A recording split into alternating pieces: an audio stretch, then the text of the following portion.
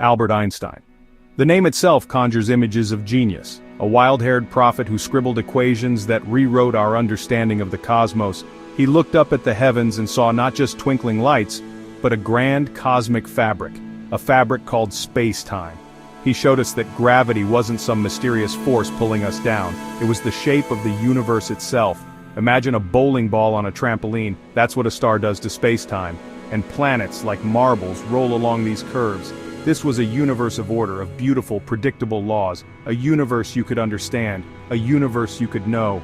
Einstein dedicated his life to this quest, the search for the ultimate rulebook of the universe. He believed with every fiber of his being that behind all the chaos we see, there must be a simple, elegant truth.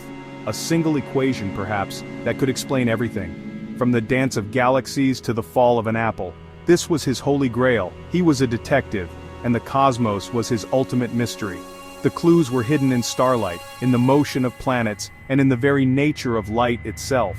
He was convinced that if we just looked hard enough and thought deeply enough, we could read the mind of God. But a strange new idea was brewing in the world of physics.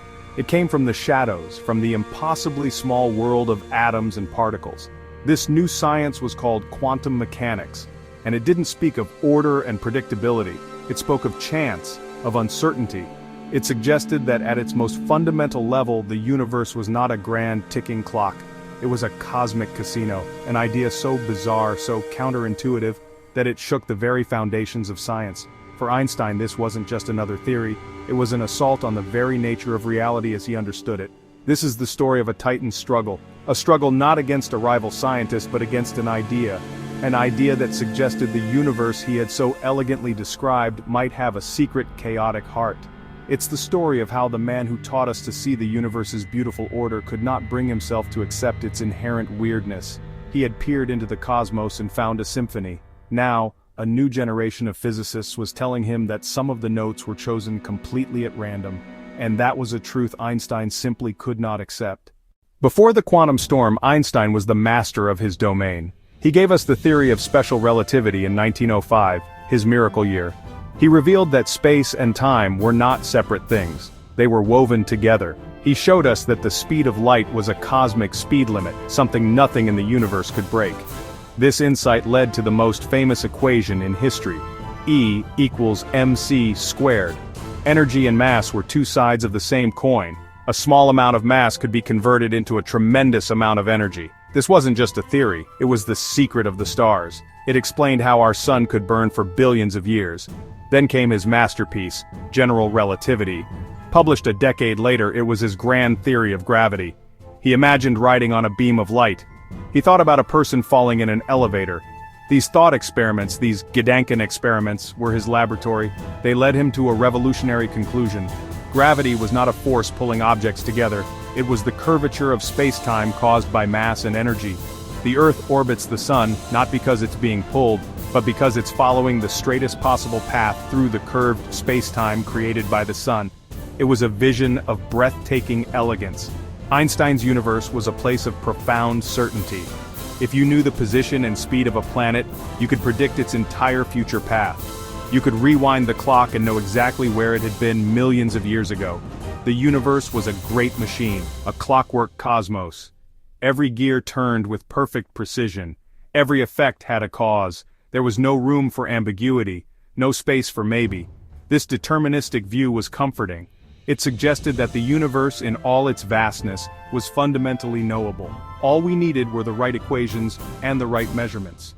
This belief in an ordered, predictable reality was the bedrock of Einstein's scientific philosophy.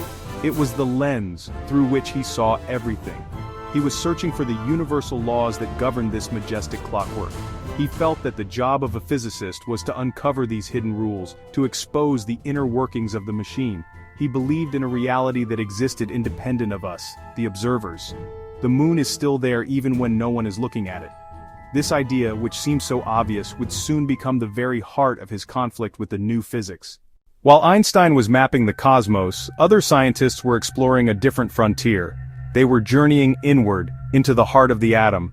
This was a realm where the familiar rules of the world simply broke down, a world of bizarre and ghostly behavior. Physicists like Max Planck and Niels Bohr found that energy wasn't continuous. It came in discrete packets or quanta. It was like discovering that you couldn't just pour water, you could only add it one drop at a time. This was the birth of quantum mechanics, and it was the beginning of the end for the clockwork universe. The new theory painted a strange picture of reality. At the subatomic level, particles like electrons didn't have a definite location. Instead, they existed in a cloud of possibilities. They were everywhere and nowhere at once. Only when you tried to measure one, to look at it, did it choose a position. The very act of observation seemed to force reality to make up its mind. This was described by something called a wave function, a mathematical expression of all the possible states a particle could be in. The universe at its core seemed to be governed not by certainty, but by probability. Imagine a spinning coin. In classical physics like Einstein's, the coin is always either heads or tails, even while it's spinning. We just don't know which one yet. But in quantum mechanics, the coin is in a state of both heads and tails simultaneously. It's a superposition of both states. It's only when it lands, when we make a measurement, that it resolves into one or the other. And which one it becomes is purely a matter of chance. You can calculate the odds, but you can never, ever, predict the outcome of a single coin toss with certainty. This wasn't just a limit on our knowledge, it was a fundamental feature of the universe. This was the quantum leap. A leap away from cause and effect, a leap into a world of inherent randomness. The Danish physicist Werner Heisenberg added another layer of weirdness with his uncertainty principle. He showed that you could never know both the exact position and the exact momentum of a particle at the same time. The more precisely you knew one, the less precisely you knew the other. It was a cosmic trade-off. For the physicists building this new theory, this was an exciting, revolutionary view of the universe. For Albert Einstein, it was a nightmare. Einstein was deeply troubled. This new quantum theory, with its probabilities and uncertainties, really offended his deepest intuitions about the universe. He had spent his entire life uncovering the elegant, deterministic laws that govern the heavens, and now, he was being told that at the tiniest scales, the universe was basically a game of chance, that things could just happen for no reason at all. This was an idea he just couldn't stomach. He famously expressed his frustration in a letter to his colleague Max Born in 1926. "Quantum mechanics is certainly imposing," he wrote, "but an inner voice tells me that it is not yet the real thing." His most famous objection is a quote that has echoed through the halls of science ever since. "God," he declared, "does not play dice with the universe." This wasn't a religious statement in the traditional sense.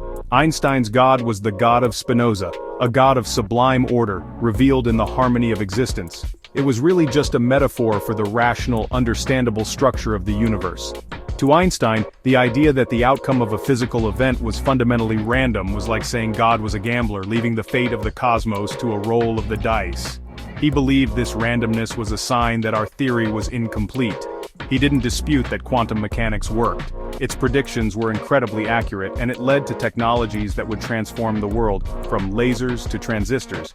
But Einstein saw it as a temporary fix, a useful but incomplete description of reality. He believed that beneath the apparent randomness, there had to be a deeper layer of reality, a set of hidden variables that, if we only knew them, would restore cause and effect. He thought we were like someone watching a watch, seeing the hands move but not understanding the gears inside. The quantum physicists were content to just predict the hands' movement. Einstein, though, wanted to see the gears. So he set himself against the rising tide. He became the chief critic of the very revolution he had helped to start. It was Einstein, after all, who had proposed that light itself was quantized in 1905, an idea that won him the Nobel Prize and laid a key cornerstone for quantum theory. But he just could not follow the theory to its strange, probabilistic conclusions. He was convinced that the uncertainty was in our knowledge, not in nature itself. The universe, he insisted, could not be so absurd. There had to be a more sensible reality hiding underneath it all. The clash between these two worldviews really came to a head in a series of legendary debates. On one side was Albert Einstein, the established icon of physics, champion of order and reality. On the other was Niels Bohr, the Danish physicist and a leading architect of quantum theory. He was the defender of uncertainty and probability. Their intellectual sparring matches, most famously at the Solvay conferences in Brussels, are the stuff of legend. These were meetings of the greatest minds in the world, and the central topic was the very meaning of reality. Einstein would come to breakfast with a clever new thought experiment. The goal of Einstein's thought experiments was always the same. He wanted to find a way to trick the uncertainty principle, to devise a clever apparatus, at least in his mind, that could measure both the position and momentum of a particle simultaneously, or find some other contradiction in the quantum theory. He would present his idea to Bohr and his colleagues. One famous example involved a box full of light with a clock and a shutter. By weighing the box before and after a single photon escaped, Einstein argued, you could know both its energy and its exact time of departure, violating the uncertainty principle for energy and time. But Bohr would always find the answer. He and his colleagues would often stay up all night dissecting Einstein's challenge. They would analyze every detail, scribbling equations on blackboards. In the case of the light box, Bohr realized that Einstein had forgotten his own theory. According to general relativity, the act of weighing the box would change the speed of the clock due to gravitational time dilation. The uncertainty in the clock's time would be just enough to save the uncertainty principle. Time after time, Bohr was able to show how quantum mechanics, as strange as it was, remained consistent. These debates were more than just academic arguments. They were a profound philosophical struggle over the nature of existence.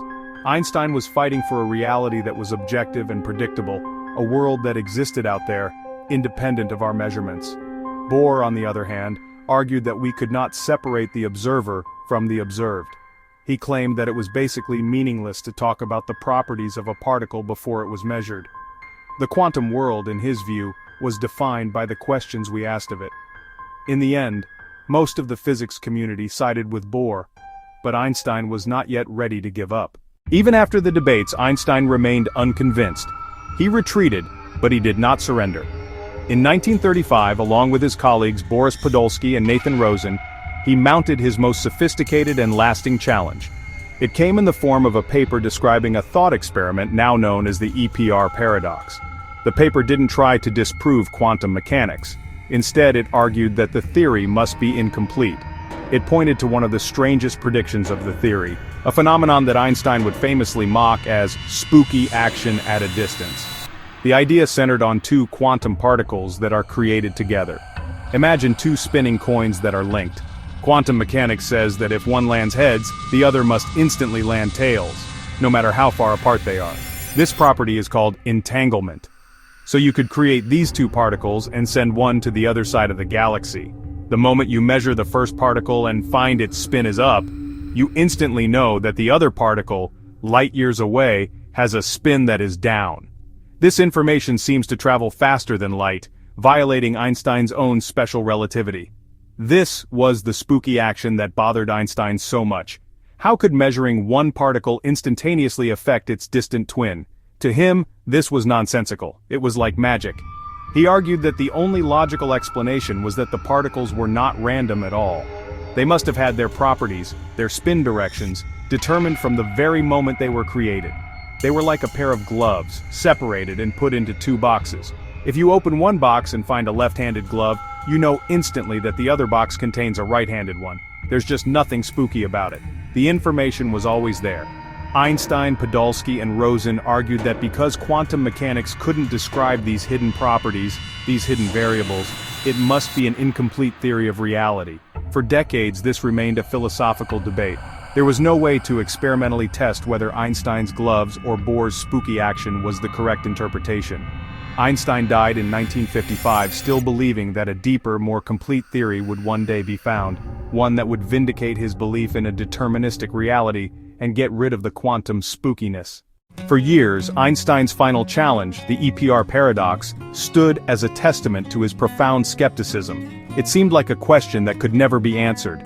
But then, in the 1960s, a physicist named John Bell came along. He devised a brilliant mathematical theorem. Bell's theorem showed that you could actually design an experiment to test the debate. You could measure entangled particles in a specific way that would give different results, depending on which view of reality was correct.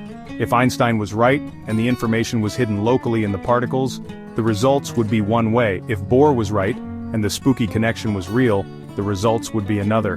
Beginning in the 1970s and 1980s, physicists like John Clauser and Alain Aspect performed these experiments. They created pairs of entangled photons and measured their properties. And every single time, the results came back clear.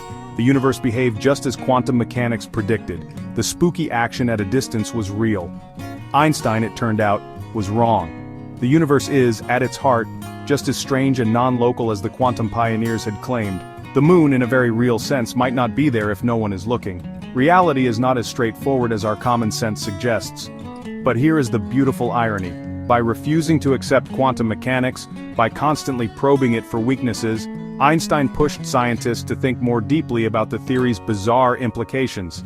His stubborn skepticism, his spooky action paper, directly inspired John Bell's work. And Bell's work led to the experiments that proved quantum mechanics in its most counterintuitive form. Einstein's doubts, his struggle, ultimately helped to solidify the very theory he could not accept. His role as the magnificent dissenter was just as important as his role as the creator. He strengthened the foundations of the quantum cathedral by trying his hardest to knock it down. So, where does that leave us? We live in a universe that, at its core, seems to operate on principles of chance and uncertainty. A universe with spooky connections that just defy our everyday logic. Einstein spent the last 30 years of his life searching for a unified field theory, a final theory of everything that would restore order and banish the quantum dice game. He died without finding it. His quest remains our quest. Will we one day find a deeper theory that explains the quantum weirdness, or is reality itself fundamentally random? The symphony of the cosmos is still being written, and we, its humble listeners, wait for the final notes.